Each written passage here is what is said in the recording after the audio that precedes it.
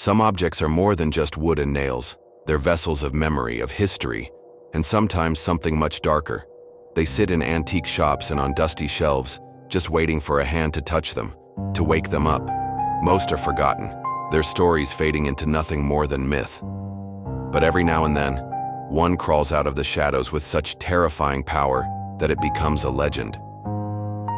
This is the story of a simple wine cabinet that became known as the most haunted object on the internet.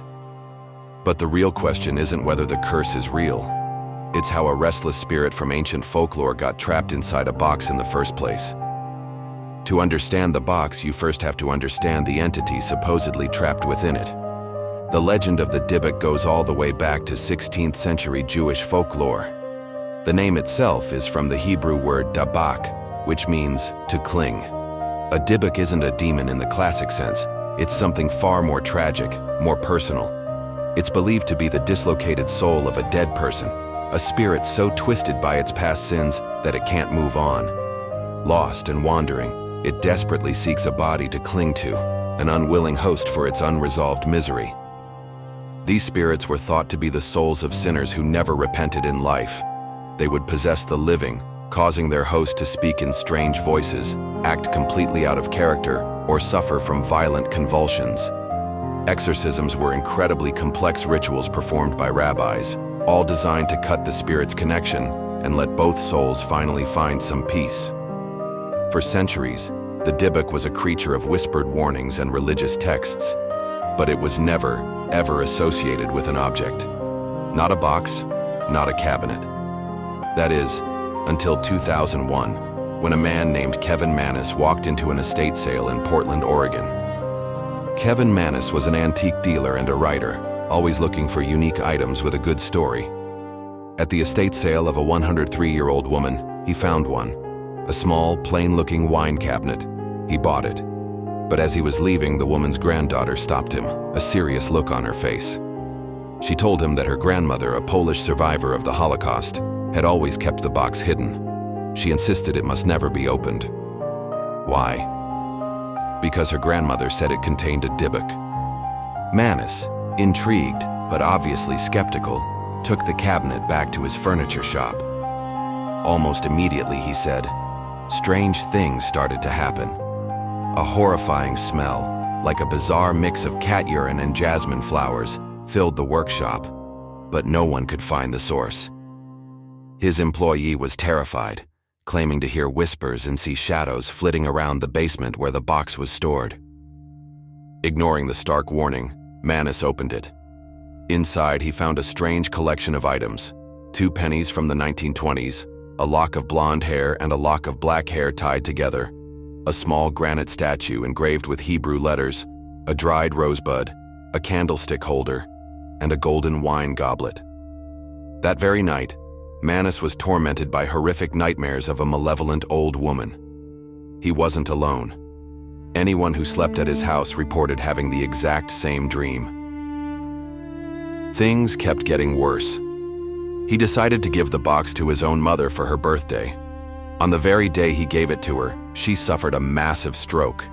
In the hospital, barely able to speak, she managed to point at the gift and spell out 2 words: H-A-T-E-G-I-F-T.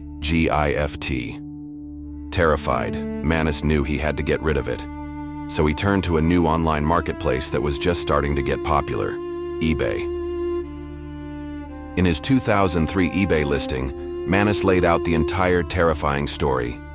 He wasn't just selling an antique, he was selling a modern legend. He called it the Dybbuk box, the story of the Holocaust survivor, the nightmares, his mother's stroke. It all became part of the item's official history. The box sold to a university student named Yosef Nitsky for just $140. Soon enough, Nitsky and his roommates started reporting their own strange occurrences. They complained of sleepless nights, seeing shadowy figures, and a constant sharp smell of ammonia in their apartment. The group became so unnerved that within a year, Nitsky put the box right back on eBay, adding his own chapter to its growing, cursed reputation. This time, in 2004, it was purchased by Jason Haxton, the director of a medical museum in Missouri. As a collector of oddities, Haxton was curious, but from an academic standpoint, he figured he could rationalize the stories and find a logical explanation for the fear. He was wrong. Almost as soon as the box arrived at his home, Haxton's health fell apart. He developed strange welts and hives all over his body, suffered from extreme fatigue, and even started coughing up blood. He claimed to see strange lights and shadow figures moving through his house. And it wasn't just him. His wife and son experienced unsettling things too. Determined to figure out what was going on, Haxton began a deep dive investigation into the box and the folklore of the Dybbuk, even tracking down Kevin Mannis. Haxton documented his entire terrifying journey online, creating a website that chronicled the box's history and his own disturbing experiences. From there, the story of the Dybbuk box exploded. It became an internet phenomenon, a modern campfire story told on forums and blogs worldwide. The legend got so big, it inspired the 2012 horror film, The Possession, which took the tale of the cursed wine cabinet to a global audience. For nearly 20 years, the story of the Dybbuk box was passed around as a true account of paranormal horror. Believers pointed to the chain of owners and the consistent reports of strange activity as proof. But as the legend grew, so did the skepticism. Investigators started picking the narrative apart. They pointed out a huge red flag. The idea of a Dybbuk being trapped in a box has no basis in actual Jewish folklore. Spirits possess people, not objects. Then, in 2021, the entire foundation of the legend just crumbled. In an interview with Input magazine, the man who started it all, Kevin Mannis, finally came clean. The story, he admitted, was a complete fabrication. He was a creative writer, he explained, and he made up the entire backstory to sell a simple wine cabinet. There was no Holocaust survivor. The Hebrew lettering on the back? He carved it himself. The weird items inside? He put them there to make it seem mysterious. "Make no mistake," he said. "I conceived of the Dybbuk box, the name, the term, the idea, and wrote this creative story around it to post on eBay." Mannis's confession was a bombshell. The most haunted object on the internet was, according to its own creator, nothing more than an old minibar wrapped in a fantastic work of fiction. He had wanted to create an interactive horror story, and he had succeeded beyond his wildest dreams. The story took on a life of its own, fueled by each new owner who, whether they truly believed it or just wanted to be part of the legend, added their own experiences to the tale. So, where does that leave the legend? Is the Dybbuk box just a hoax? Or is it possible that Mannis's story accidentally attached a real darkness to an ordinary object?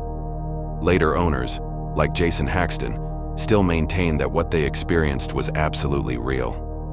Perhaps the collective belief and fear of millions of people actually gave the box a power it never had to begin with. Today, the Dybbuk box sits where so many notorious objects end up, behind glass in a museum for the macabre. It's a prized possession of paranormal investigator Zach Bagans at his haunted museum in Las Vegas. Bagans bought the box from Jason Haxton and keeps it in a sealed room. Visitors often report feeling a wave of dread or nausea in its presence, and Bagans has even claimed that mysterious holes have appeared on the walls around the exhibit, almost as if something is trying to get out. Despite the confession, the Dybbuk box is still a powerful symbol of the internet's ability to create modern folklore. It blurs the line between a real folk belief and a fabricated ghost story, between an ancient spirit and a viral sensation. The original story may have been a lie, but the fear it created was very, very real. And as the box sits silently in its glass case in the Nevada desert, you have to wonder, is the evil truly contained? Or did a storyteller's fiction awaken something that can no longer be controlled?